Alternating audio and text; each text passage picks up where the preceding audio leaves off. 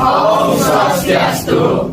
Assalamualaikum warahmatullahi wabarakatuh. Shalom, nama budaya, Salam kebajikan. dan salam sejahtera bagi kita semua. Perkenalkan, kami dari kelompok Adam. Di sini kami akan mempresentasikan mengenai student project kami yang berjudul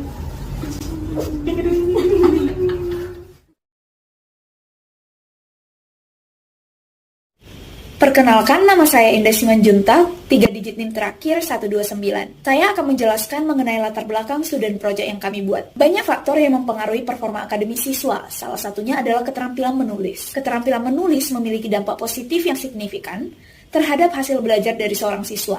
Para peneliti menyoroti bagaimana aktivitas menulis berperan dalam meningkatkan pemahaman dan retensi informasi yang secara langsung memengaruhi performa akademik siswa. Ditemukan juga fakta bahwa menulis dapat mengembangkan keterampilan berpikir kritis dari seorang siswa. Ketika kita menulis, kita harus mengatur ide-ide secara logis dan mendalam yang kemudian akan membantu kita memperjelas pemahaman tentang materi pembelajaran. Aktivitas ini yang kemudian membawa siswa untuk berpikir lebih kritis dan analitis tentang data dan informasi yang sedang mereka kaji. Adapun rumusan masalah dalam student project kali ini, yang pertama, bagaimana hubungan antara kegiatan menulis dengan performa akademik siswa? Yang kedua, faktor-faktor apa saja yang memediasi dampak menulis terhadap performa akademik siswa? Yang ketiga, bagaimana strategi dan teknik penulisan yang efektif untuk meningkatkan performa akademik siswa? Perkenalkan, saya Devi Aulia Putri dengan NIM 24025 11139. Di sini saya izin menjelaskan mengenai tujuan dan manfaat penulisan student project kelompok 6. Berdasarkan latar belakang serta rumusan masalah, maka tujuan terciptanya penulisan ini adalah untuk memberikan informasi mengenai hubungan antara kegiatan menulis dengan performa akademik siswa, untuk mengidentifikasi faktor yang melatar belakangi dampak menulis terhadap performa akademik siswa, untuk menjabarkan strategi dan teknik penulisan yang tepat serta efektif untuk meningkatkan performa akademik siswa. Adapun manfaat yang dapat diperoleh dengan adanya penulisan ini dari berbagai aspek, yaitu yang pertama bagi penulis. Penulis dapat mendalami dampak menulis lebih dalam, mengasah kemampuan literasi dan berpikir kritis, dan dalam hal ini penulis turut berkontribusi pada pengembangan ilmu pengetahuan dan teknologi. Yang kedua, bagi pembaca, manfaat bagi pembaca yaitu sebagai akses informasi guna mendapatkan informasi mengenai topik menulis, sebagai media pengetahuan baru mengenai korelasi kemampuan menulis dengan prestasi akademik siswa. Pembaca dapat memperdalam pemahaman mereka tentang masalah kompleks dalam kemampuan menulis dengan prestasi akademik siswa di berbagai tingkat pendidikan. Baik, di sini saya akan menjelaskan mengenai definisi dan konsep dasar dari kegiatan penulisan akademik. Perkenalkan, nama saya Igede Kresna Surya Kusuma dengan 3 digit NIM terakhir saya adalah 121. Baik, di sini saya akan menjelaskan kegiatan penulisan akademik merupakan bentuk dari sebuah evaluasi yang berguna untuk menunjukkan pengetahuan, kemahiran, dan keterampilan yang dimiliki dalam berpikir, menafsirkan, menganalisis, dan menyajikannya dalam bentuk tulisan. Penulisan akademik ini memiliki tujuan agar siswa dapat memperoleh pengetahuan, melatih kemampuan menulis dan membaca, melatih kemampuan menganalisis dan mengevaluasi secara kritis, serta melatih dalam memecahkan masalah. Selain memiliki tujuan di atas, kegiatan penulisan akademik ini juga memiliki fungsi, yaitu sebagai fungsi pendidikan, penelitian, dan fungsional. Dilihat dari yang telah dijelaskan tadi, dapat kita simpulkan bahwa penulisan akademik ini memiliki peran yang sangat penting. Oleh karena itu, penulisan dari kegiatan akademik ini harus memperhatikan aturan-aturan yang berlaku agar penulisan akademik ini nanti hasilnya akan bagus. Dalam penulisan akademik ini, siswa juga harus menyesuaikan karya yang dibuatnya dengan tenaga pendidik yang bersangkutan. Sekian dari saya, terima kasih. Baik, sebelumnya perkenalkan, nama saya Nathan Darmila Lim dengan 3 digit yang terakhir 123. Saya akan menjelaskan mengenai jenis-jenis penulisan akademik. Penulisan akademik mencakup berbagai jenis karya ilmiah dengan tujuan dan format yang tentunya berbeda. Jenis-jenis penulisan akademik yang umum yaitu artikel jurnal, makalah, skripsi, tesis, disertasi, dan juga laporan penelitian. Yang pertama adalah artikel jurnal. Artikel jurnal adalah karya ilmiah yang diterbitkan dalam jurnal akademik. Biasanya dapat berisi hasil penelitian dan analisis mendalam mengenai topik tertentu. Struktur dari artikel jurnal umumnya mengikuti format standar dan dapat bervariasi tergantung pada disiplin ilmu. Berikut adalah strukturnya. Yang pertama adalah judul, yang kedua adalah abstrak, yang ketiga pendahuluan, yang keempat adalah metode, yang kelima adalah hasil, Yang keenam pembahasan, yang ketujuh kesimpulan, dan yang kedelapan adalah daftar pustaka. Kemudian ada makalah. Makalah merupakan dokumen yang menyajikan argumen atau analisis tentang suatu tema. Seringkali digunakan dalam konteks seminar atau konferensi. Struktur makalah juga umumnya mengikuti format standar dan dapat bervariasi tergantung pada disiplin ilmu. Berikut adalah strukturnya. Yang pertama adalah judul, yang kedua adalah abstrak, yang ketiga adalah pendahuluan, yang keempat adalah tinjauan pustaka, yang kelima adalah metode penelitian, yang keenam adalah hasil, yang ketujuh adalah pembahasan, yang kedelapan adalah kesimpulan, dan yang terakhir, yang kesembilan adalah daftar pustaka. Perkenalkan, saya Hikmah Fakir Prasetya dengan 3 digit yang terakhir 125 ingin melanjutkan untuk pembahasan mengenai jenis-jenis penulisan akademik. Jenis-jenis penulisan akademik yang selanjutnya adalah skripsi dan tesis. Skripsi dan tesis adalah wadah bagi para mahasiswa untuk melatih mereka dalam kemampuan penulisan akademik. Skripsi adalah karya ilmiah yang ditulis sebagai syarat untuk kelulusan program sarjana, sedangkan tesis adalah karya ilmiah yang dilakukan dengan penelitian yang lebih mendalam dan juga sebagai syarat untuk kelulusan program magister. Skripsi dan tesis memiliki struktur dan juga format yang agak mirip, yaitu judul, abstrak, pendahuluan, tinjauan pustaka, metode penelitian, hasil, pembahasan, kesimpulan, dan juga daftar pustaka dari referensi-referensi yang digunakan, serta lampiran dari tabel atau gambar yang digunakan. Selanjutnya ada disertasi dan juga penelitian. Disertasi adalah karya tulis yang digunakan untuk sebagai syarat memperoleh gelar doktor. Sedangkan laporan penelitian adalah karya tulis yang digunakan untuk menyajikan proses dan hasil penelitian dengan melakukan analisis data dan juga interpretasi.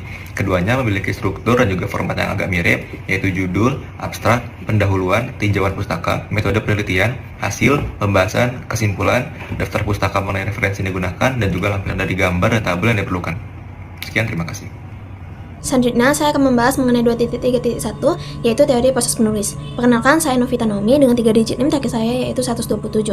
Yang pertama yaitu teori Kearns dan Mendel, di mana mereka menyatakan terdapat 3 langkah dalam proses menulis, yaitu prapenulisan yang meliputi penentuan topik, lalu penyusunan yang meliputi pengorganisasian dan pengumpulan ide-ide guna menopang dan memvalidasi suatu tesis, lalu yang ketiga yaitu penulisan dan revisi, di mana ide-ide yang telah diorganisasikan ini akan disusun dalam bentuk suatu draft yang nantinya akan direvisi sesuai dengan struktur dan gaya penulisan.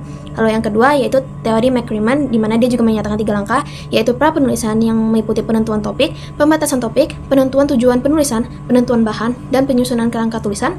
Lalu yang kedua penulisan draft, dan yang ketiga revisi. Lalu yang terakhir ada teori Tomskin, di mana dia sendiri menyatakan ada 5 langkah dalam proses menulis, yaitu pre-writing, di mana ini merupakan penentuan topiknya, lalu drafting, di mana pengorganisasian dan pengembangan ide-ide yang relevan dengan topik ini akan dipilih dalam bentuk draft kasar. Lalu yang ketiga yaitu revising, di mana tahapan ini merupakan tahapan menambahkan, menghilangkan, atau mengganti ide-ide yang telah disusun dalam draft sebelumnya.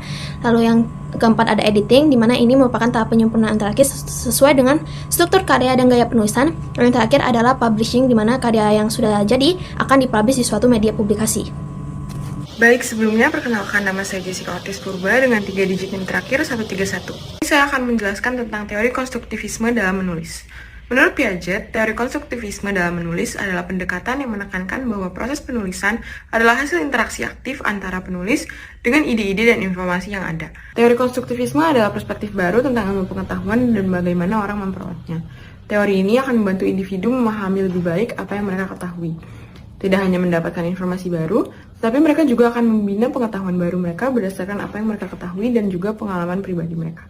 Dalam hal menulis, penulis tidak hanya menggunakan dan menghafal fakta atau aturan yang sudah ada, tetapi juga berpartisipasi secara aktif dalam proses pemahaman dan keterampilan menulis mereka melalui refleksi, revisi, dan interaksi dengan teks lain.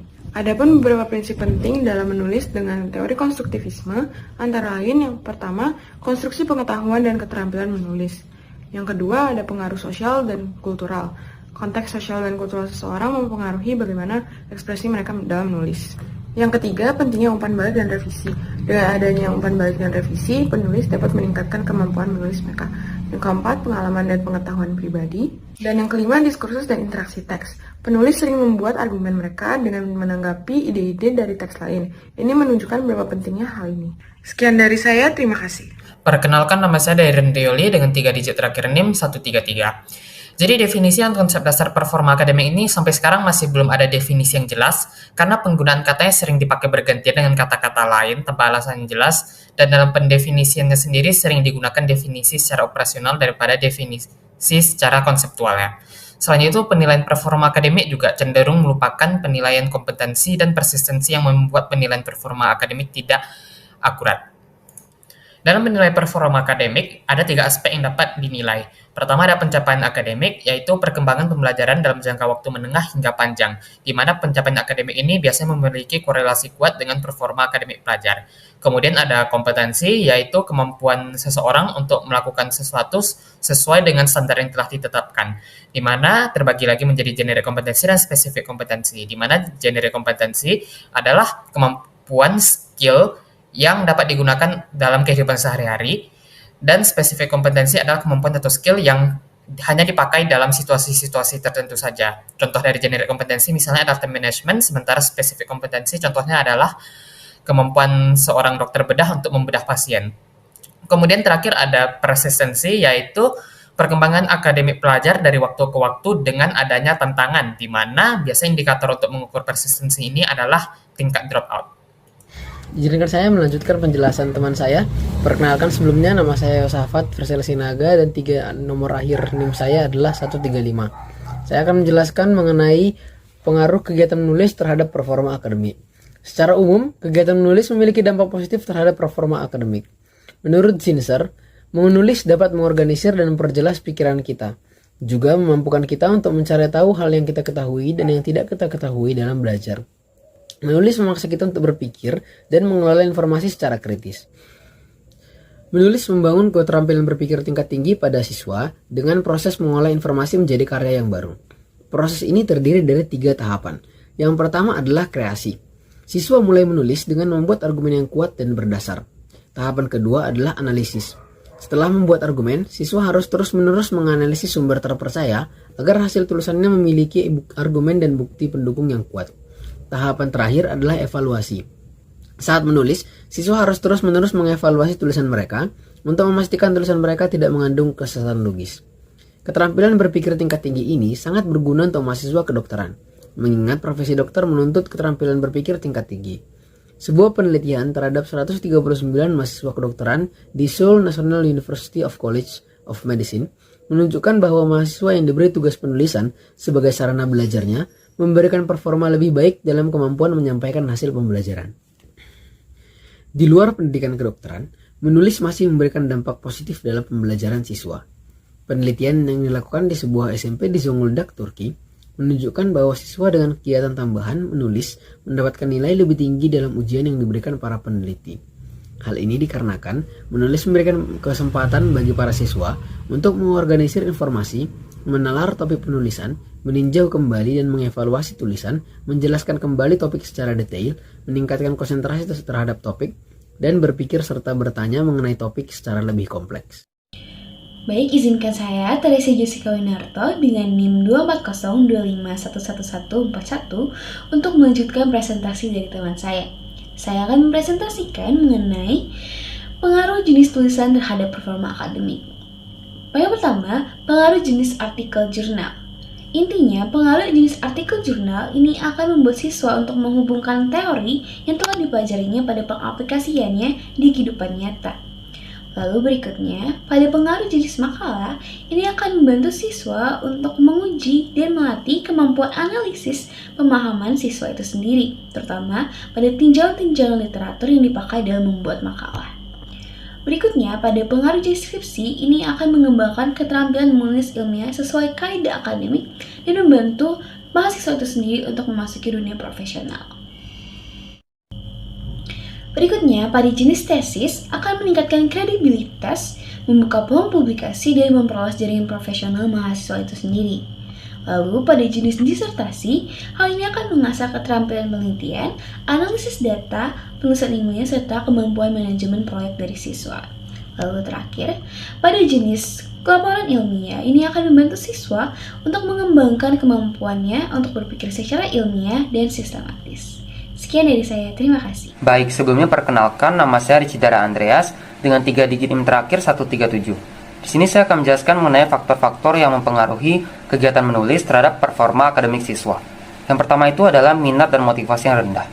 Jadi dampak positif dari menulis seperti meningkatkan kemampuan mengelola informasi hingga kemampuan berpikir tidak akan dirasakan apabila para siswa memiliki minat dan motivasi yang rendah dalam menulis, karena mereka tidak akan memiliki semangat untuk meningkatkan kemampuan menulisnya dan menganggapnya sebagai sesuatu yang membosankan.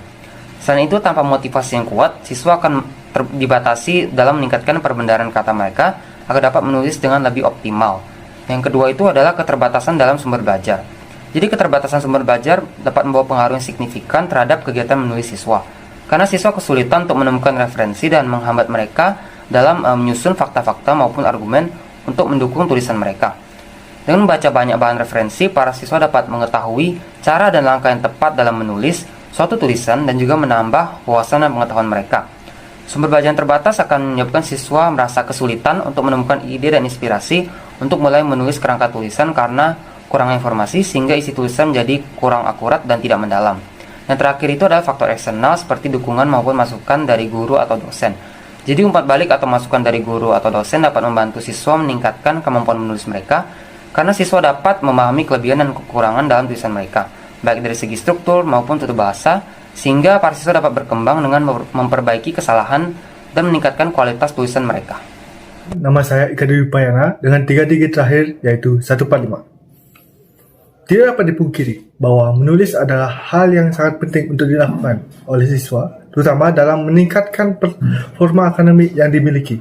Dalam menulis tidak bisa dilakukan secara asal-asalan jika ingin mencapai hasil yang maksimal.